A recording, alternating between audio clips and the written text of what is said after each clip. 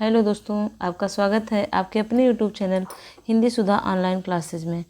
तो आज हम शुरू करते हैं एक कुछ प्रश्नों की श्रृंखला, जिसमें हम 50-50 क्वेश्चन, 25 क्वेश्चन, 50 क्वेश्चन जो भी हो सकेगा उनका जो है हम MCQ सीरीज चलाएंगे, जैसा कि हमारे पेपर में आता है, जो हमारे लिए बहुत ही उपयोगी होगा। थोड़ा सा रिवीजन हो जाएगा और किस तरह के प्रश्न आते हैं वो हमको पता चल जाएगा। तो देखिए, पहले क्या है, नीचे दिए गए गद्यांश को पढ़कर पूछे गए प्रश्नों के सबसे उचित उत्तर वाले विकल्प चुनिए।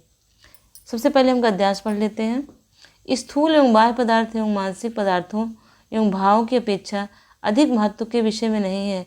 जो व्यक्ति रचनात्मक कार्य करने में समर्थ है उसे भौतिक स्थूल लाभ अथवा प्रलोभन न तो लुभाते हैं और न ही प्रोत्साहित करते हैं।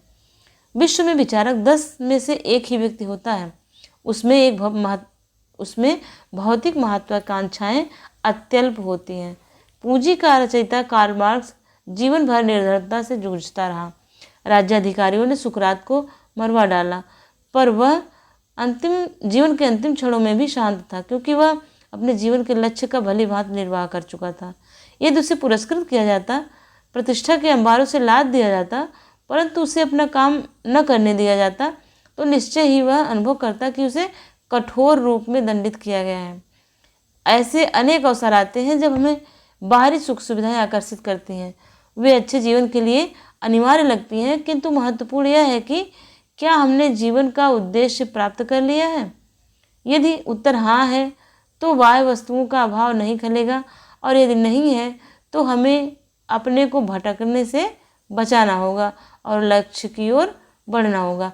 ये तो हमारा गद्य है। अब गद्यांश से प्रश्न कौन कौन से बनते हैं, आइए उनको देख लेते हैं। तो क्या है, पहला है, मनुष्य को बाहरी सुख क्यों लुभाते हैं। तो ऑप्शन नंबर इसका कौन सा सही हो जाएगा, ये देखते हैं। संपन्नता के लिए, पूरे भरपूर जीवन के लिए, अच्छे जीवन के लिए, या फिर आराम के लिए। तो क्यों लुभाते हैं, ये अच्छे जीवन के लिए लुभाते हैं। ऑप्शन नंबर सी इसका सही हो जाएगा। सेकंड ऑप्शन देखिए, प्रतिष्ठा के अंबारों से लाद दिया जाता है। रेखांकित का तात्पर्य है, इसमें रेखांकित कौन सा है, रेखांकित आपका अंबारों है। तो रेखांकित का तात्पर्य है आभार से, या फिर ढेर से, या कृतज्ञता से, या भार से। तो इसका मतलब है ढेर। अंबार मतलब ढेर। अंबारों से लादे, रेखांकित का आपको अर्थ बताना, तात्पर्य बताना है, तो अंबारों का अर्थ है ढेर। अगला क्वेश्चन देख लीजिए। भली भांति निर्वाह कर चुका था, उपरोक्त वाक्यांश में क्रिया विशेषण है। भली भांति निर्वाह कर चुका, कौन सा इसमें क्रिया विशेषण है, तो इसका ये भली भांति क्रिया विशेषण है। अगला क्वेश्चन, महत्वाकांक्षा किन शब्दों से मिलकर बना है। महत्वधनाकांक्षा, महत्वधनाकांक्षा, महत्वधनाकांक्षा और महत्वधन आकांक्षा। तो कौन सा मिलकर बना हुआ है, महत्वधन आकांक्षा। ऑप्शन नंबर का सही है। अगला, भौतिक लाभ किन्हें नहीं लुभाते। भौतिक लाभ किन्हें नहीं लुभाते, जीवन का लक्ष्य पूरा करने वालों को, रचनात्मक कार्य करने वालों को, धन संपन्न लोगों को, सामर्थ्यवान लोगों को। तो कौन सा सही है इसका, रचनात्मक कार्य करने वालों को, ये ऑप्शन आपका सही है। रचनात्मक कार्य करने वालों को नहीं लुभाते, भौतिक लाभ नहीं लुभाते। अगला देखिए, पूंजी का रचयिता कार्ल मार्क्स कथन से संकेत मिलता है कि पूंजी का अर्थ एक विचार है, विरासत है, एक ग्रंथ है, या धन संपत्ति है। तो इसमें इसका जो है एक ग्रंथ के रूप में किया गया है वर्णन, काव्यांश में एक ग्रंथ के रूप में वर्णन किया गया है, तो यहाँ एक ग्रंथ ही सही होता है। अगला क्वेश्चन देख लेते हैं। जो व्यक्ति रचनात्मक कार्य करने में समर्थ है, वाक्य में रेखांकित शब्द के स्थान पर कौन सा शब्द प्रयुक्त नहीं किया जा सकता, इसका देख लेते हैं। इसमें है क्षमतावान, सक्षम, शक्तिशाली, या सामर्थ्यवान। तो इसका ऑप्शन नंबर सी, शक्तिशाली, सही हो जाएगा। अब यहाँ तक तो आपका काव्यांश गद्यांश पे आधारित प्रश्न थे 7 प्रश्न। अब 8वां जो है भाषा से शुरू होते हैं, साहित्य से शुरू होंगे, भाषा से होंगे, इस टाइप के क्वेश्चन होंगे। किसी भी भाषा पर अधिकार प्राप्त करने के लिए सबसे महत्वपूर्ण है उस भाषा का अधिकाधिक प्रयोग करना, उस भाषा का व्याकरण जानना, शब्दों के अर्थ जानना, उस भाषा की वाक्य संरचना जानना। तो देखिए क्या महत्वपूर्ण है इसमें, भाषा की वाक्य संरचना जानना, भाषा का अधिकाधिक प्रयोग करना, भाषा का व्याकरण जानना।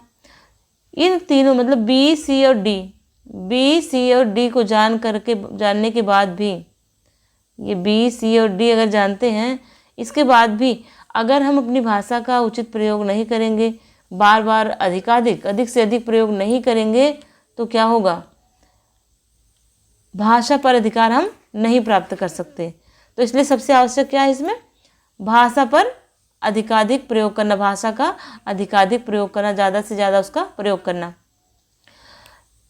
क्वेश्चन नंबर 9 देखिए, समावेशी कक्षा में बच्चों की आवश्यकताओं को पूरा करने में भाषा शिक्षक के रूप में आपकी मुख्य जिम्मेदारी नहीं है। पहला क्या है, बच्चों की भाषा संबंधी क्षमताओं की पहचान कराना और बच्चों की विभिन्न प्रकार की दृश्य सामग्री उपलब्ध कराना, बच्चों का आकलन करते समय उचित उदार बनना, संसाधन की खोज करना। अब देखिए इसमें सारे ऑप्शन सही हैं आपके, लेकिन इसमें पूछा क्या गया है, इसमें पूछा गया है जिम्मेदारी नहीं है। सबसे पहले हम देख लेते हैं नहीं है, तो इसमें क्या हो जाएगा, भाषा संबंधी क्षमताओं की पहचान करना जिम्मेदारी है हमारी, दृश्य शब्द सामग्री उपलब्ध कराने हमारी जिम्मेदारी है, और बच्चों का आकलन करते समय उचित उदार बनना। तो ये ऑप्शन नंबर सी, यही हमारा नहीं सही है, उदारता हमको नहीं दिखानी है, यही ऑप्शन नंबर सी इसका सही हो जाएगा। 10 संस्कृत की पढ़ने की संस्कृत के विकास में क्रम में प्रोत्साहित किए जाने की आवश्यकता है, वैयक्तिक, सस्वर, मौन, सामूहिक। क्वेश्चन नंबर 10 का आप देख लीजिए, इसमें वैयक्तिक पहला ऑप्शन सही हो जाएगा। भाषा की पाठ्यपुस्तक में सबसे महत्वपूर्ण पक्ष है अभ्यासों की बहुलता, कागज की गुणवत्ता, पाठों का उद्देश्यपूर्ण चयन, आकर्षक। तो सारे क्या है, भाषा की पाठ्यपुस्तक में सबसे महत्वपूर्ण पक्ष, तो कागज की गुणवत्ता, आकर्षक होना और अभ्यास करना, अभ्यास की बहुलता, ये मायने नहीं रखता जब तक पाठों का उद्देश्य चयनपूर्ण ढंग से न किया जाए। तो इसलिए इसमें क्या है, ऑप्शन नंबर सी, पाठों का उद्देश्यपूर्ण चयन, ये सही हो जाएगा। समग्र भाषा पद्धति पर आधारित कक्षा बल देती है गतिविधियों के आयोजन पर, बच्चों के भाषाई विकास की स्पष्ट समझ पर बल देती है, बाल साहित्य को पढ़कर सुनाने पर बल देती है, या फिर सभी भाषाओं को सीखने पर। तो क्या है आंसर, देखिए साथ में दिया है इसमें, समग्र भाषा पद्धति पर आधारित कक्षा बच्चों के भाषाई स्पष्ट समझ पर बल देती है। विद्यालय के बाहर का जीवन और वहां प्राप्त ज्ञान एवं अनुभव भाषा सीखने के लिए आवश्यक प्रेरणा देते हैं, क्योंकि मानक वर्तनी का सम्यक ज्ञान मिलता है, लेखन की विभिन्न शैलियों का परिचय मिलता है, समृद्ध भाषिक परिवेश मिलता है, इससे व्याकरणिक जानकारी, नियमों की जानकारी प्राप्त होती है। तो इसमें क्या होता है, बाहर घूमने से, विद्यालय के बाहर का जीवन जहाँ बच्चा घूमता है, पढ़ता है, खेलता है, वहाँ जाकर के वर्तनी की शुद्धता नहीं हो सकती, लेखन के विभिन्न शैलियों का परिचय नहीं हो सकता, और व्याकरणिक नियमों की जानकारी भी नहीं हो सकती, बल्कि क्या होता है, उससे समृद्ध भाषिक परिवेश मिलता है। तीसरा वाला, क्योंकि तरह तरह के बच्चे रहेंगे, तरह तरह की बोली और भाषा रहेगी, तो एक मजबूत भाषा का उनको परिवेश मिल जाएगा। तो ऑप्शन नंबर इसका सी सही हो जाएगा। प्राथमिक स्तर पर बच्चों में लिखने का कौशल इस सीमा तक हो कि वे सुंदर अक्षरों में लिख सके, छोटी कहानी लिख सके, विभिन्न उद्देश्यों के लिए लिख सके, मानक वर्तनी में लिख सके। देखिए लिखने का कौशल केवल सुंदर लिखने से नहीं होता या कहानी लिखने से नहीं होता, बल्कि उनको क्या लिखना है, उनके उद्देश्य की पूर्ति क्या लिख के हो सकती है, वो अपने उद्देश्यों को जो उनको चाहिए जो लिखना चाहे, अपने मन के भाव को व्यक्त करना चाहे व्यक्त कर सके, वही उसमें सबसे महत्वपूर्ण हो जाता है। तो ये विभिन्न उद्देश्यों के लिए लिख सके, ये प्राथमिक स्तर पर बच्चों में लिखने का कौशल की सीमा होनी चाहिए यहाँ तक की। देखिए आंसर भी दिया गया, प्राथमिक स्तर पर बच्चों में लिखने का कौशल इस सीमा तक हो कि वे अभी विभिन्न उद्देश्यों के लिए लिख सकें। क्वेश्चन नंबर 15 देखिए, हिंदी भाषा के संदर्भ में एक महत्वपूर्ण उद्देश्य है कि बच्चे अपना शब्द भंडार विकसित करें, व्याकरण के नियमों को याद कर सकें, कही या लिखी बात की आलोचनात्मक दृष्टि से परख सकें, कही या लिखी गई बात को शब्दशः का और लिख सकें। देखिए क्या करना है, महत्वपूर्ण उद्देश्य हिंदी भाषा के संदर्भ, उसका उद्देश्य क्या है, शब्द भंडार विकसित कर सके, व्याकरण के नियमों को याद कर सके, कही या लिखी बात की आलोचनात्मक, देखिए आलोचनात्मक वाला सही है आपका, किसी भी बात के गुण अवगुण समझने में सक्षम हो बच्चे, यही जो है भाषा की विशेषता है, उद्देश्य है। 16 नंबर पे देखिए, प्राथमिक स्तर पर हिंदी भाषा का शिक्षण करते समय आप किस बिंदु पर सर्वाधिक बल देंगे? हिंदी भाषा के मुहावरे और लोकोक्तियों पर, हिंदी भाषा की विभिन्न वाक्य संरचनाओं पर, हिंदी भाषा का सौंदर्य और आंचलिकता पर, हिंदी भाषा की मानक वर्तनी पर। तो इसका जो है ऑप्शन नंबर सी, हिंदी भाषा का सौंदर्य और आंचलिकता पर हम बल देंगे, जिससे बच्चे अच्छे से समझ पाते हैं उसी पे बल दिया जाता है। तो हिंदी भाषा के सौंदर्य पर और आंचलिकता पर। पहली कक्षा की हिंदी भाषा की पाठ्य पुस्तक में आप किस विधा को सबसे अधिक महत्व देंगे? पहली कक्षा की हिंदी भाषा में पाठ्य पुस्तक में किस विधा को सबसे अधिक महत्व देंगे? देखिए कहानी, नाटक, डायरी या फिर निबंध। तो छोटे बच्चे हैं, किससे समझेंगे? कहानी से ही समझ पाएंगे। तो ऑप्शन नंबर ए इसका सही हो गया। भाषा अर्जित करने के संदर्भ में कौन सा कथन उचित नहीं है? यह एक सहज प्रक्रिया है, यह एक स्वाभाविक प्रक्रिया है, बच्चे भाषा के नियमों को आत्मसात करते हैं, बच्चों को नियम बनाना सिखाया जाता है। ऑप्शन नंबर डी इसका सही हो जाएगा, बच्चों को नियम बनाना सिखाया जाता है, क्योंकि ये सीख के नहीं आते बच्चे। लिखना सीखने में सबसे अधिक महत्वपूर्ण है अक्षर ज्ञान, वाक्य संरचना, शब्द ज्ञान, अर्थ की अभिव्यक्ति। तो ये 19 नंबर का क्वेश्चन है, इसका ऑप्शन नंबर डी सही हो जाएगा, अर्थ की अभिव्यक्ति। लेखन करने के लिए सबसे ज़्यादा जरूरी है कि हम उसके बारे में समझ सकें, हमको लिखना क्या है, उसका अर्थ हम ग्रहण कर सकें। देखिए वाइगोत्स्की ने भाषा विकास का परिप्रेक्ष्य प्रस्तुत किया है, व्यवहारवादी, व्यवहार संस्कृति या फिर समाज सांस्कृतिक या फिर संज्ञानवादी। तो इसका ऑप्शन नंबर बी सही हो जाएगा, समाज सांस्कृतिक। बहुभाषिक कक्षाओं में बच्चों की घर की भाषा को स्थान देने की दृष्टि में से कौन सा कार्य सर्वाधिक प्रभावी है? हिंदी भाषा के शब्दों को अपनी भाषा में कहो, हिंदी भाषा के शब्दों को अपनी भाषा में लिखो, हिंदी भाषा में सुनी कहानी को अपनी भाषा में कहो, अपनी भाषा को अपनी पसंद का कोई गीत सुनाओ। तो क्या है? बहुभाषिक कक्षाओं में बच्चों की घर की भाषा। देखिए घर की भाषा को प्रभावित बनाने के लिए सबसे प्रभावी तरीका क्या है कि बच्चों को अपनी पसंद की भाषा में अपनी पसंद की चीज़, कोई गीत या कहानी कुछ भी सुनाने के लिए कहा जाए। सबसे अच्छा तरीका यही है। तो इसमें कौन सा हो जाएगा? ऑप्शन नंबर डी आपका सही हो जाएगा। देखिए 22, किस शब्द का संधि विच्छेद शुद्ध नहीं है? मात्राधन आनंदधन मात्रानंद, सदाधन सदैव, पितृधन अनुमति पितृनुमति, परम औदार्य परम औदार्य। तो इसका ऑप्शन नंबर ए मात्राधन आनंद मात्रानंद हो जाएगा, यही नहीं सही है। कौन सा शब्द कामदेव का पर्यायवाची नहीं है? अनंग है, मनसिज है, कंदर्प है और अरविंद नहीं है। ख है अघोष व्यंजन, अल्पप्राण व्यंजन, घोष व्यंजन, विवृत व्यंजन। देखिए अल्पप्राण और महाप्राण। अल्पप्राण इसमें एक पहला, तीसरा और पांचवा, पहला, तीसरा और पांचवा जो है अल्पप्राण होता है। तो पूछा क्या गया है, खा है, का खा। क्वेश्चन नंबर 24, ये अघोष व्यंजन है, खा का खा। दूसरा और चौथा ये जो था अघोष होता है, तो का के बाद दूसरा खा अक्षर है, खा अक्षर आपका अघोष है। ऋण मुक्त समस्त पद का विग्रह है, ऋण ऋण प्लस मुक्त, ऋण की मुक्ति, ऋण और मुक्त, ऋण से मुक्ति।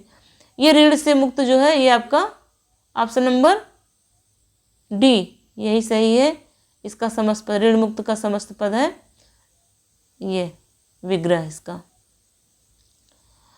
निम्न में से तत्सम शब्द है लौंग, बहिन, पृष्ठ, जवान।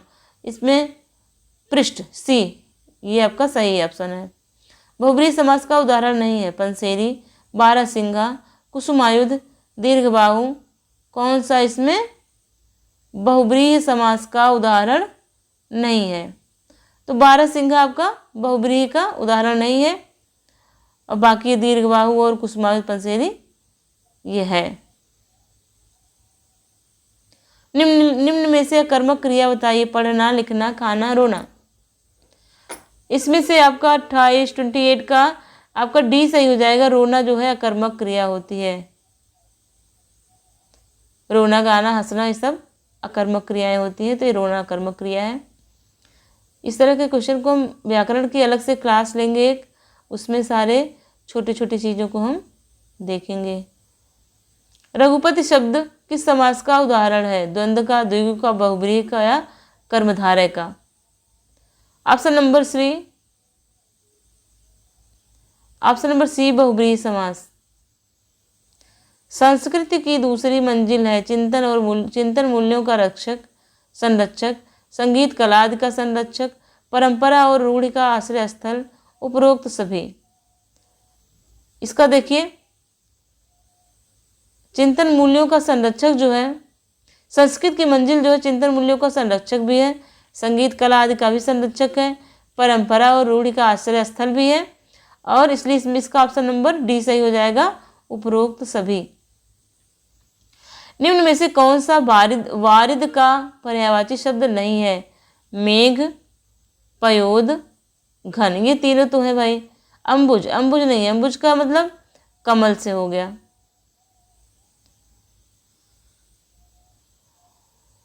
तो पूछा क्या गया है? नहीं है, तो यही नहीं, डी ऑप्शन आपका सही हो जाएगा, यही नहीं है। यह संधि का उदाहरण है स्वल्प, स्वच्छ, स्वागत, स्वांग। इसमें से कौन सा उदाहरण यड़ संधि का है? 32 का आपका डी सही है, स्वांग। किस शब्द में विसर्ग संधि नहीं है? अनुस्वार, मनोनुकूल, मनस्ताप, पयोद। कौन सा सही है इसका? 33 का आपका पयोद वाला ऑप्शन है, इसमें विसर्ग संधि नहीं है। बाकी तीनों में अनुस्वार, मनोनुकूल और मनस्ताप में विसर्ग संधि है। किस शब्द में कोई भी उपसर्ग नहीं है? असुरक्षित, अप्रत्याशित, स्वागत और स्वार्थ। इनमें से कौन ऐसा शब्द है जिसमें उपसर्ग नहीं है? तो स्वार्थ में उपसर्ग नहीं है। अधि उपसर्ग से बना शब्द नहीं है? अध्यापक, अध्यावसाय, अधीर, अध्यादेश। इसमें देखिए कौन सा नहीं है? तो अधीर जो है अधि उपसर्ग नहीं लगा है। बाकी सब में, अध्यापक में, अध्यवसाय में और अध्यादेश में सब में लगा हुआ है। ऑप्शन नंबर सी इसका राइट आंसर हुआ, इसमें नहीं है। निरपराध में प्रयुक्त उपसर्ग है, निरपराध में प्रयुक्त उपसर्ग है नि, ने, निर। इनमें से कोई नहीं, तो कौन सा ऑप्शन नंबर सी इसका सही है? निर। शब्द के सही रूप का चयन कीजिए। तृष्णा, तृष्य, तिरिष्णा, तृष्णा। ऑप्शन नंबर डी इसका सही है। वर्तनी की दृष्टि से ये ऑप्शन नंबर डी इसका सही है। कवि का स्त्रीलिंग रूप होगा कवित्री, कवि, कवित्री, कवित्रे, कवियत्री। तो ऑप्शन नंबर सी इसका भी सही हो जाएगा। संस्कृत के वे शब्द जो हिंदी में बिना किसी परिवर्तन के प्रयुक्त होते हैं वो कहलाते हैं तत्सम शब्द। ऑप्शन नंबर सी तत्सम शब्द। जब किसी समाज में दोनों शब्द प्रधान हो, जब किसी समास में दोनों शब्द प्रधान हो तो उनको कहते हैं द्वंद्व, द्विगु या तत्पुरुष या प्रधान समास। प्रधान कोई समास नहीं होता, प्रधान बस दिया गया है इसमें, तो इसमें हो जाता है द्वंद्व समास, दोनों बराबर होते हैं।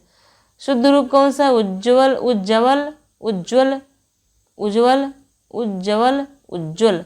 तो ऑप्शन नंबर डी इसका उज्ज्वल सही हो जाएगा। सूर्य का पर्यायवाची नहीं है दिनकर, अंशुमाली, रवि और यामिनी। यामिनी पर्यायवाची नहीं, यामिनी हो गया रात का पर्यायवाची। मनोरथ का संधि विच्छेद होगा मन धन रथ। ऑप्शन नंबर ए आपका सही हो गया। विद्यार्थी का उदाहरण है दीर्घ स्वर संधि, ये इसका उदाहरण है। वृद्धि स्वर संधि, दीर्घ आयादी व्यंजन में से ये दीर्घ संधि है। विद्याधन, अर्थी, आ धना बराबर आ, दोनों का दीर्घ हो गया है, इसलिए इसमें दीर्घ स्वर संधि है। दिग्भ्रम उदाहरण है विसर्ग का, व्यंजन का, गुण का या दीर्घ का। दिग् धन भ्रम, भ्रम, तो इसमें जो है क और भ्रा ये दोनों मिलके जब बने हैं तो इसमें जो है व्यंजन का संयोग हुआ है, तो व्यंजन संधि इसमें हो जाती है। बिल्ली छत से कूद पड़ी में कौन सा कारक है? अधिकरण है, संप्रदान है, कर्म है या फिर अपादान कारक है। तो इसमें क्या है? बिल्ली छत से कूद पड़ी, छत से अलग हो रही बिल्ली, इसमें इसलिए क्या है? अलगाव के अर्थ में आपका अपादान कारक हो जाता है। डी ऑप्शन इसका सही हो जाएगा। नीचे लिखे वाक्य के लिए एक शब्द बताइए जो युद्ध में स्थिर रहता हो। यशस्वी, युधिष्ठिर, सत्याग्रही, अश्वारोध। तो इसका युद्ध में स्थिर युधिष्ठिर, ऑप्शन नंबर सी इसका सही हो जाएगा। हिंदी भाषा में रूढ़िगत शिक्षण विधि में शिक्षक की भूमिका प्रमुख और छात्रों की भूमिका गौड़ बन जाती है। शिक्षक की भूमिका प्रमुख और छात्रों की भूमिका गौड़ बन जाती है। या बी, छात्रों को विचाराभिव्यक्ति की स्वतंत्रता नहीं मिल पाती। छात्र पाठ में सहभागिता के अभाव के कारण निष्क्रिय हो जाते हैं। या फिर उपर्युक्त सभी, इसका क्या हो जाएगा? ऑप्शन नंबर ए सही है इसका। शिक्षक की भूमिका प्रमुख और छात्रों की भूमिका गौड़ हो जाती है। रूढ़िगत शिक्षण में पहले जैसे पढ़ाई होती थी, शिक्षक जो होता है प्रमुख हो जाता है, सेकंड ऑप्शन आपका गौड़ बन जाते हैं विद्यार्थी। तो ऑप्शन नंबर ए आपका सही है। हिंदी शिक्षण की दृष्टि से निम्न में से कौन सी पद्धति छोटे बालक के लिए उपयोगी है? खेल पद्धति, प्रोजेक्ट पद्धति, डाल्टन पद्धति या फिर किंडरगार्टन पद्धति। तो इसका सबसे महत्वपूर्ण क्या है इसमें छोटे बच्चों के लिए? किंडरगार्टन पद्धति। डी ऑप्शन आपका सही हो जाएगा। क्वेश्चन नंबर 50 देखिए, गद्य की रूढ़िगत पाठन विधि का दोष है। छात्र की वाचन शुद्धि संबंधी शुद्धियों को ठीक नहीं कराया जाता। छात्र गद्यांश का अर्थ नहीं समझ पाते। छात्र वाक्य प्रयोग, मुहावरे, पर्यायवाची शब्दों का अर्थ स्पष्ट नहीं कराया जाता। उपर्युक्त सभी। तो ऑप्शन नंबर इसका क्या है? 50 का ऑप्शन नंबर डी। ये सारी ही चीज़ें इसमें होती हैं। पठन पाठन विधि का दोष यही है, सभी अशुद्धियों को नहीं ठीक कराते, गद्यांश के अर्थ को नहीं समझ पाते बच्चे, और मुहावरा, पर्यायवाची, इन सब चीज़ों को स्पष्ट नहीं कराया जाता। इसलिए इसका ऑप्शन नंबर डी सही हो गया, उपर्युक्त सभी। एक क्वेश्चन और देख लेते हैं। आपका 50 क्वेश्चन था, लेकिन इसमें 51 क्वेश्चन, 51 क्वेश्चन हो जा रहे हैं। किस शिक्षण विधि में कल्पना शक्ति का विकास करने वाले मनोरंजक खेलों को स्थान दिया जाता है? डाल्टन पद्धति में, मॉन्टेसरी पद्धति में, बालोद्यान पद्धति में या फिर प्रोजेक्ट पद्धति में? तो अभी देखिए बालोद्यान, जैसे कि नाम से स्पष्ट हो रहा है, ये बालोद्यान पद्धति में इसका माना जा रहा है कि हो जाता है, खेल की महत्ता दी जाती है इसमें बालोद्यान पद्धति में।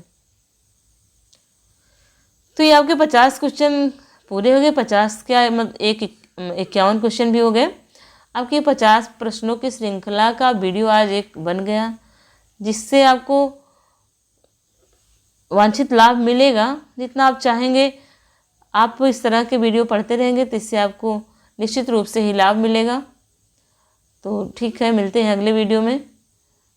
चैनल को सब्सक्राइब करें।